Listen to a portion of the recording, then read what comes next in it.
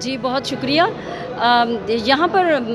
صوبے کے حوالے سے موجودہ حکومت نے جب الیکشن ہوئے تھے تو 100 دن کا وعدہ کیا تھا، لیکن اس وعدے کو تو پورا نہیں کیا۔ ظاہر ہے اس نے آگے بھی دیکھنا ہے کہ اس کا آگے فیوچر کیا ہے، اور اس وقت جو سرائیکی ریجن ہے اس میں سب سے زیادہ ووٹ ملتا ہے۔ ہم دیکھتے تھے پہلے جو ووٹ تھا وہ نون لیگ کو جاتا تھا، اور اس وقت یہاں کی عوام نے تبدیلی کے نام پر پی ٹی آئی کو سپورٹ کیا تھا۔ اب پی ٹی آئی میں جب ہمارے وزیر اعلیٰ بھی توسا کے آ چکے ہیں، سرائیکی بیلٹ سے آ چکے ہیں، اور مجھے یہ لگتا ہے کہ ذاتی طور پر یہ ایک لالی پاپ دیا گیا ہے کہ آپ نے سیکریٹریٹ بنا دیا ہے، کیونکہ اس پر میری جتنی بھی جو ایکٹیوسٹ ہیں اور سرائیکی تنظیمیں بنی ہوئی ہیں ان میں سے کسی نے بھی اس پہ اتفاق نہیں کیا، کیونکہ ان میں سے جو سب سے بڑی پارٹی اس وقت پاکستان سرائیکی پارٹی ہے، محترمہ ڈاکٹر نخبہ تاج لنگا ہے، میری ان سے بات ہوئی تو انہوں نے کہا کہ انہیں اعتماد میں نہیں لیا گیا۔ اور اس کے علاوہ ایس ڈی پی جو پارٹی ہے، 2 ہیں جو اس وقت الیکشن کمیشن میں رجسٹرڈ پارٹیاں ہیں۔ ویسے تو سرائیکی کی 100 تنظیمیں بنی ہوئی ہیں، میں یہ سمجھتی ہوں کہ وہ ایک بڑی اسٹیک ہولڈرز ہیں، تو ہمیں صرف یہ نہیں ہے کہ جو پارلیمنٹ میں بیٹھے ہوئے لوگ ہوں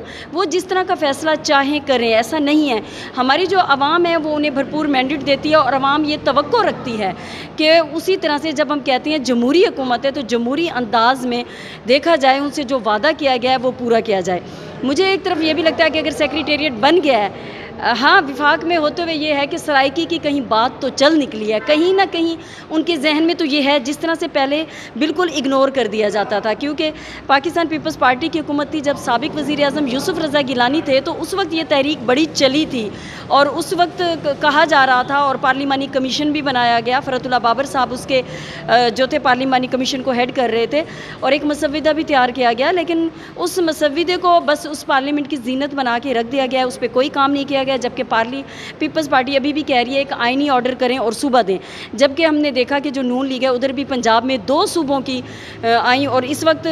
سب سے پہلے دیکھیں ہمیں ایک فیڈریٹنگ یونٹ کی ضرورت ہے۔ جس طرح سے پاکستان میں 4 اکائیاں اس وقت موجود ہیں، تو سرائیکیوں کو بھی اس وقت ایک اکائی کے طور پر ایک صوبہ چاہیے جس کی اپنی سینٹ ہو، جس کی اپنی اسمبلی ہو، اور ہمارا NFC میں حصہ ہو، تو ہمیں وہ اصل تو وہ ہے مطالبہ۔ یہ تو اس طرح سے لوگوں کو توڑنے کی بات ہے، ان کو بکھیرنے کی بات کی گئی ہے۔ خیر دیکھتی ہیں کہ سیکریٹریٹ اس ملتان اور بہاولپور، حالانکہ یہ بھی بہت کنٹروورشل رہا ہے کہ ملتان ہو، بہاولپور ہو، اور پھر بہاولپور کے اندر ہی بہاولپور صوبے کی ایک تحریک بھی چل رہی ہے، تو میں یہ سمجھتی ہوں کہ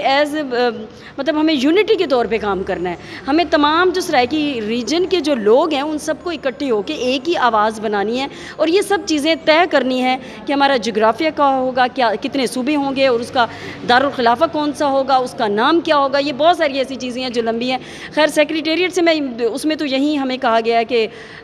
جو آپ کے کام ہیں وہ فوری طور پر ہوں گے، اور وزیر اعلیٰ پنجاب نے خاص طور پر ایڈیشنل آئی جی جو تعینات کیے ہیں ان کو بھی کہا ہے کہ آپ نے جو کام کرنا ہے وہ میرٹ پہ کرنا ہے، یہ ہمیں شکایت نہ ملے۔ اب پاکستان تحریک انصاف میرٹ کی بات تو کرتی آئی ہے، تبدیلی کی بات، لیکن اس وقت اوورال دیکھا جائے میں سمجھتی ہوں کووڈ-19 سے بھی وہ لوگ صحیح طرح سے جس طرح سے حکومت کو چاہیے تھا کہ کرتے، ابھی اتنے کیسز جو ہیں وہ انہوں نے لاک ڈاؤن کھول کے اتنے بڑھا دیے، تو میں نہیں سمجھتی کہ یہ حکومت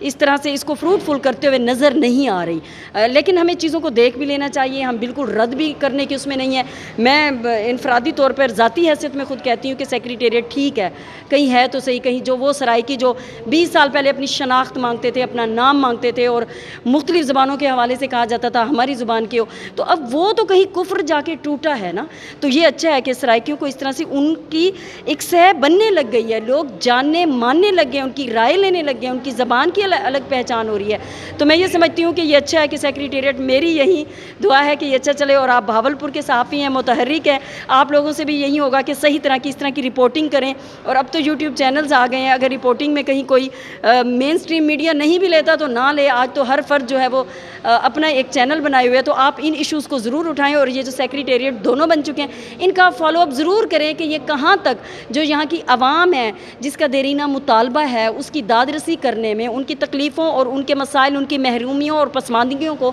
ختم کرنے میں کس حد تک مؤثر ثابت ہے۔ میں نہیں سمجھتی کہ ایز جرنلسٹ آپ کو خود کہ